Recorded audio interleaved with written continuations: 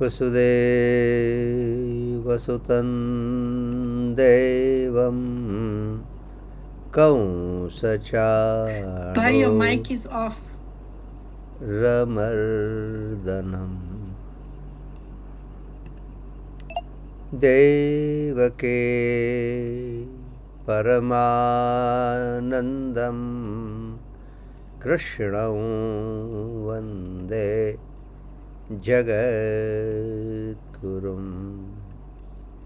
Chapter 2, verse 64 and 65 together.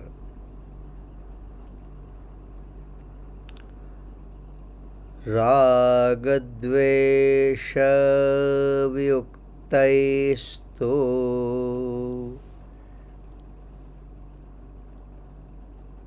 रागद्वेषवियुक्तैस्तु विषयानिन्द्रियैश्चरन् विषयानिन्द्रियैश्चरन् आत्मवश्यैर्विधेयात्मा आत्मवश्यैर्विधेयात्मा प्रसादम् अधिगच्छति प्रसादम् अधिगच्छति प्रसादे सर्वदुःखानां प्रसादे सर्वदुःखानां हानिरस्योपजायते हानिरस्योपजायते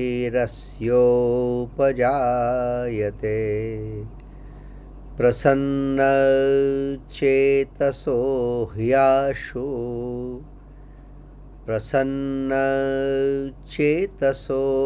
ह्याशु बुद्धिः पर्यवतिष्ठते बुद्धिः पर्यवतिष्ठते.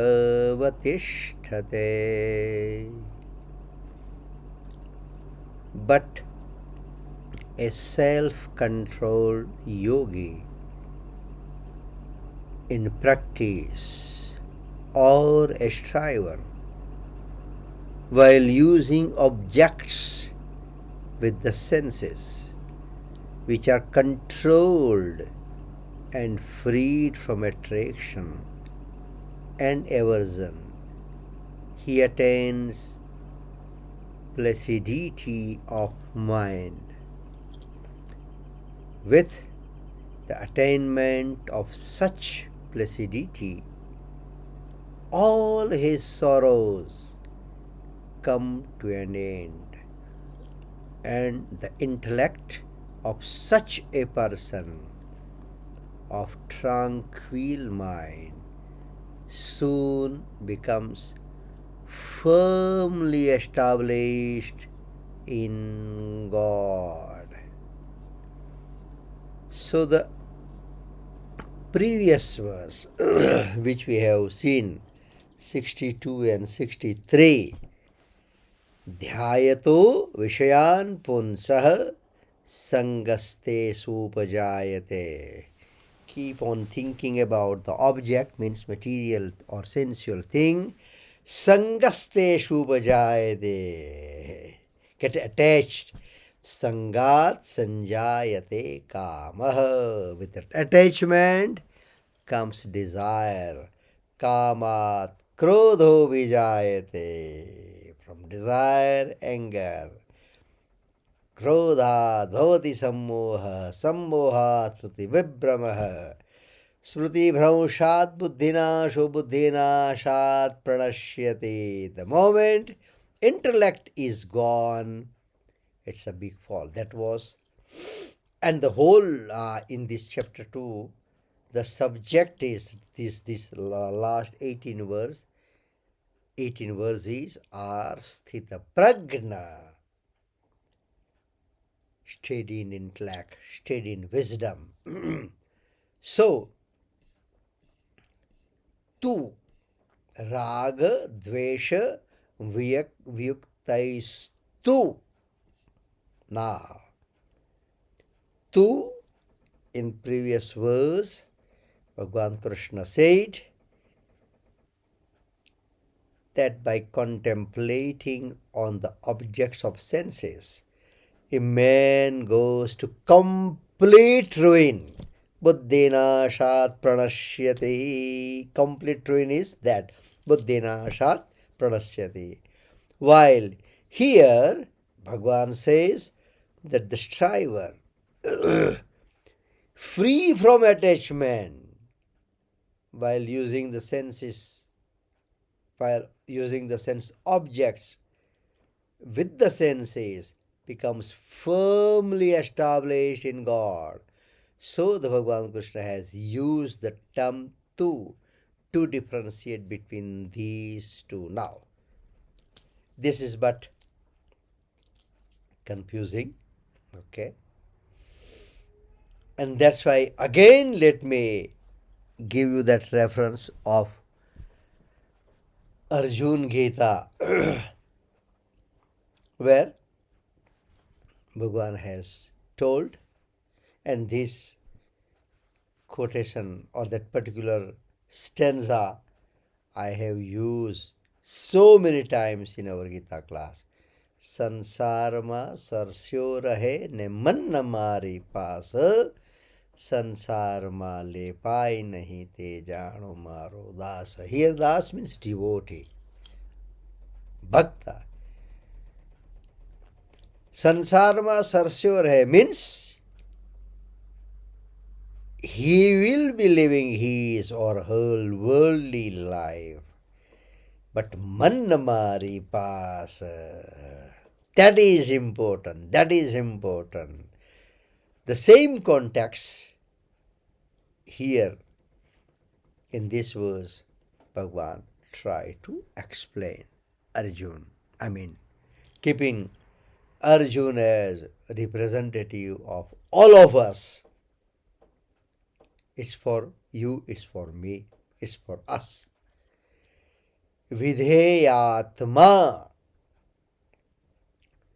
To achieve his aim, it is very necessary for a striver, especially a karma yogi, to control his mind. Man न मारी पास. संसार में संशय रहे, मन न मारी पास. Otherwise, he may have attachment for pleasure and thus may go to ruin. We need to live the worldly life before we leave the world. So, there is nothing wrong in it. But again, man न मारी पास. Each and every action, whatever we do, if we can keep on thinking about Him, His glory, His touch, His divine touch, then the attachment will not be developed. And yet will be living the good life. Vidheyatma. Then it says, Atmavashair ragadvesha vyuktai indriyahi. Now, two words we have seen Vidheyatma, and this started with Atmavashair. So Vidheyatma means controlling of mind, whereas Atmavashyai, control the senses. Control the senses in worldly dealings. Okay. Senses should be kept under control, and for sense control, they should be free from attachment and aversion. Raga, dvesha. Raga is attachment, dvesh is aversion.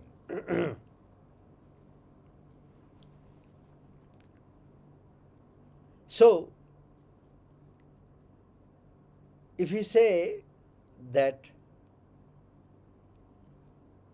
I hate him or her, again that's going to cause and create an attachment in a different way, but it will be an attachment, and that will be a big obstacle on the path of spirituality.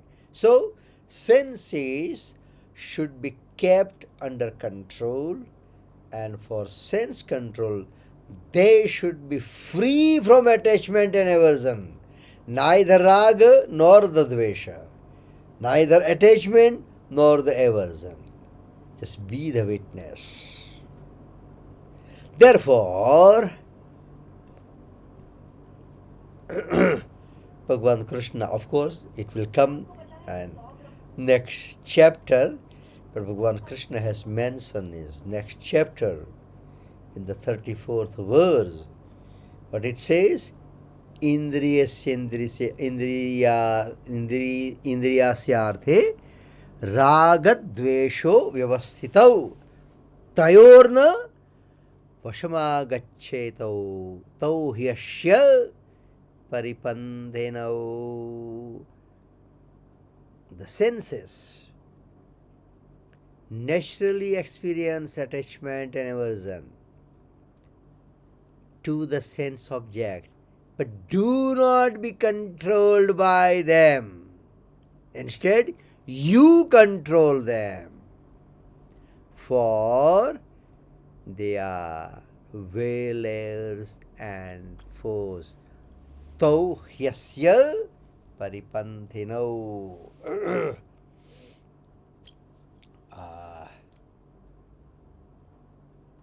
Don't get offended, okay? But in the society, there is a trend to keep dog, okay? And then the owner of that dog takes dog for the walk, right? But the dog is running and the owner is running after dog. So who is controlling? Dog is controlling. Dog is controlling the owner. Not the owner is controlling the dog.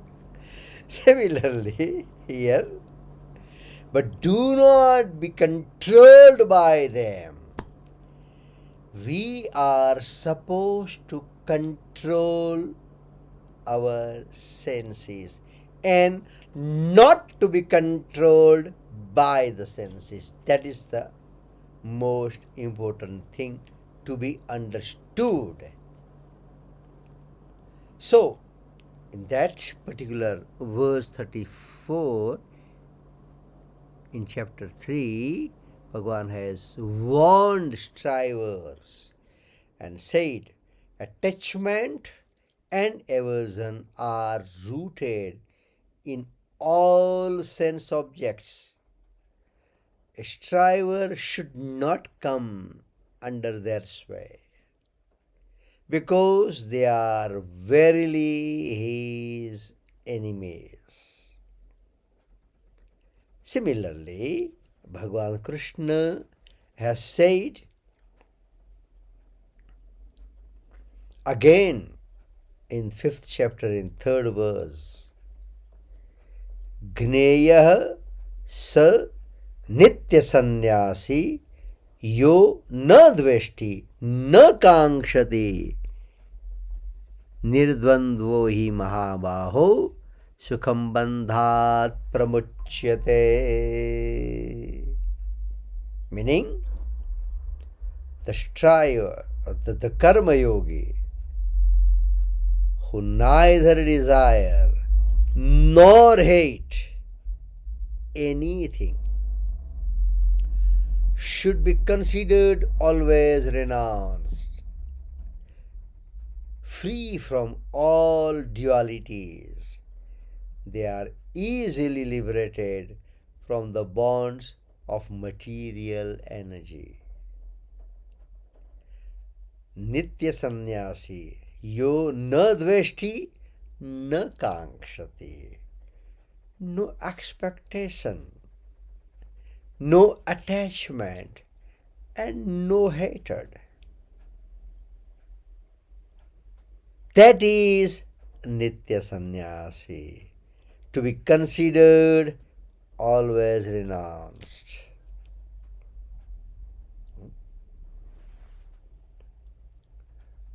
So, Bhagwan has given good definition of even sannyasi, not only with the orange robe. No. Last year, oh, they will address like, Ma, last year when I came from India, you made the dal dokri very nice. That is there. Then, at least, he should not introduce himself as a sannyasi. It's fine. Nothing wrong in the dal dokri. Nothing wrong in remembering you the dal dokri. But if it is there, then sannyasis are not supposed to. Nadveshti nakankshati. No desire, who neither desire nor hate. This, I mean, the food I just gave you an example, but that applies to people even. Oh, in last 3 years, that person used to come regularly in the discourse. This year I can't see. That means your attachment is there. Applies to sannyasi. Those who are householder, that's fine. That is fine. Or all sages, or all rishi, were householders. Right. So, the striver who is free from the pairs or opposites, pairs or who is free from the pairs or opposites, sukha dukha, good bad, it's above that. Such as attachment and aversion, etc., is easily set free from bondage. It's a small thing, but we need to practice this slowly, from one angle. Okay, and that will bring a big change in our life. Vishayans charan, a striver who has controlled his mind and whose senses are controlled his mind and whose senses are controlled and free from attachment and aversion, uses the sense objects but does not enjoy them. Here, don't go for the literal meaning enjoy. Does not get attached. Okay. He does not derive pleasure from them. And it is enjoyment rather than use which leads him to ruin. If you get attached, then it's gone. If you are not attached, then it brings the good effect. If you are attached, then it's written here, which leads him to ruin. Visayans charan. Okay. Prasadam adhigacchati. A striver who utilizes the sense objects, being free from attachment and aversion, attains placidity of mind. Okay. It says, a striver who utilizes the sense objects, being free from attachment and aversion, attains placidity of mind. On the lighter note, otherwise will attain acidity.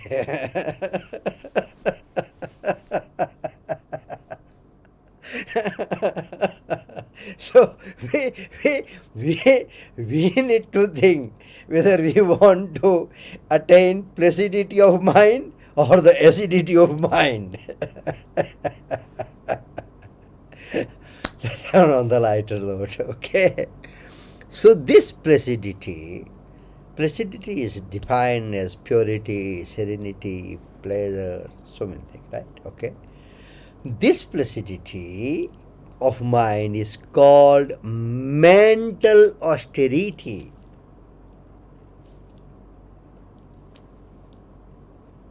Tap. Austerity is tap, penance. Again, Bhagavan has mentioned this in 17th chapter. We don't know when we will be taking the 17th chapter. But what it says, Manah prasadah saumyatvam maunam atma vinigraha bhava sansuddhirittatpo manasa uchyate. Serenity of thought, gentleness, silence, self-control, and purity of purpose. All these are declared as austerity of mind. Okay? Man. Okay? Austerity of mind. Austerity of body. We observe fast. Austerity of body up to certain extent. Okay? But this is considered as an austerity of mind, which is superior to the austerity of body and austerity of speech. So, a striver should neither enjoy the sense objects with attachment, nor should renounce them with aversion. Keeping that, again we have discussed this so many times in our classes, be it Geeta class or Bhagavad class, that the whole human life fourfolded for ashram, because our sage or great grandfather, they have deeply studied the human psychology, and that's why it is divided in four steps. Brahmacharya ashram. It's your time to study, acquire the knowledge. Grahastha ashram. Be a householder. Have your family. Fulfill your duty towards your family and society. Vanaprastha ashram. Third phase of life. Start gradually withdrawing from family and more for the community. Fulfill that duty. And then sannyasashram, complete renunciation. That's why, that is our system. So, once you have enjoyed everything, then there is no attachment or hatred in your mind. I've done fine. Then it just happened without any extra effort. That is what expected here. So, what it says, so a striver should neither enjoy the sense object with attachment nor should renounce them with aversion. No, no, this is not nice. No, no, no, no, no, no. Back of mind.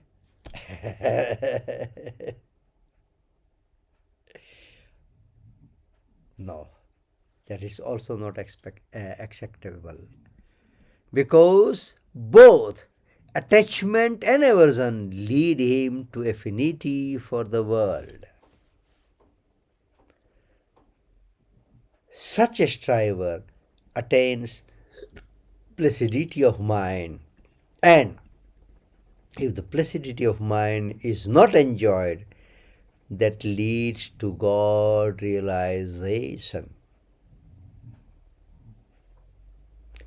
Prasade sarva dukkhanam hanirasyopajaayate. With the attainment of such placidity of mind, all his sorrows come to an end, because it's attachment only which causes sorrows. These sorrows give birth to desire, which again cause sorrow. It's a cycle. It's a cycle.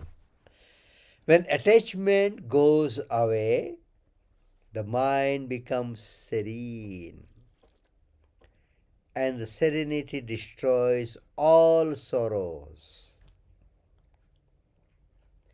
Actually, all the sorrows are born because of affinity for matter, and it evolutes the world and the body. Simple. The sorrow and serenity that brings the attachment is okay.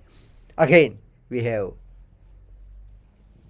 are living in material world. Okay. So we have family, we have friends, we have circle. Some of them we are too close. Some of them it's okay. That's how we are human. But what happens? That there is a function in his or her house, and I was not invited. Sorrow. Because unknowingly the desire was created. At his house or her house there is a function. Obviously, supposed to invite me. But I didn't get the invite. Sorrow start. That's why I always say, if this Bhagavad Gita is going to helpful me It's 20 after my hours. death, then probably it should help me now, and it is helping me now. It all depends how we take it. Of course, it has a very good impact on spiritual development, no doubt about it. But even if to develop on spiritual path, on our day-to-day life, it gives us a good lesson. Good lesson. Ah, man, एक phone हो नहीं कही रो नहीं कही रो. It's fine. It's okay. But we can't accept that. Accept that. With the desire to enjoy pleasures. Okay. The desire is born of despair and of the feeling of something lagging in himself or herself. When there is a when there is placidity of mind, despair disappears. When, when despair is lost, there is no desire for pleasures. And when there is no desire for pleasures, affinity for the world automatically breaks off. And then sorrows disappear. It means that placidity of mind results in breaking of affinity for the world and establishment of the self in God. It's a slow process, it's a silent process, but we have to put our efforts. Every now and then આપણને ખોટું લાગી જાય, ખરું લાગી જાય. We get disturbed.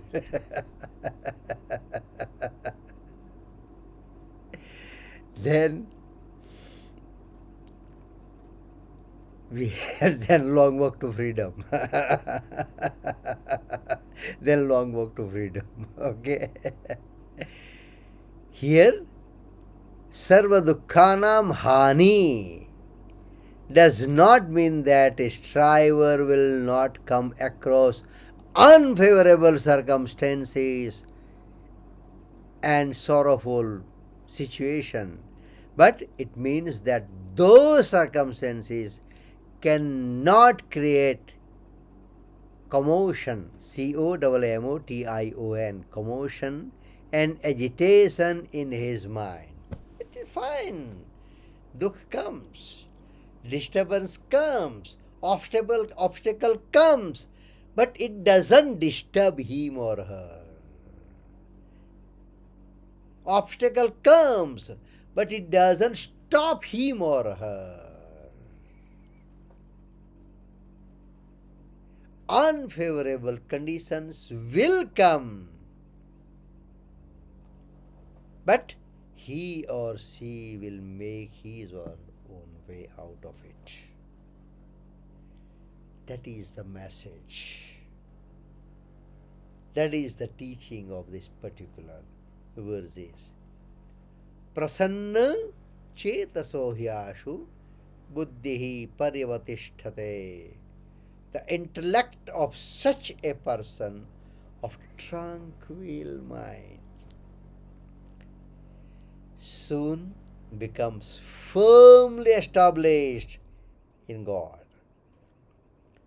The striver himself becomes established in God, and his intellect has no doubts in the least. And that's why it's Arjun's prayer, but we have accepted, we have taken this.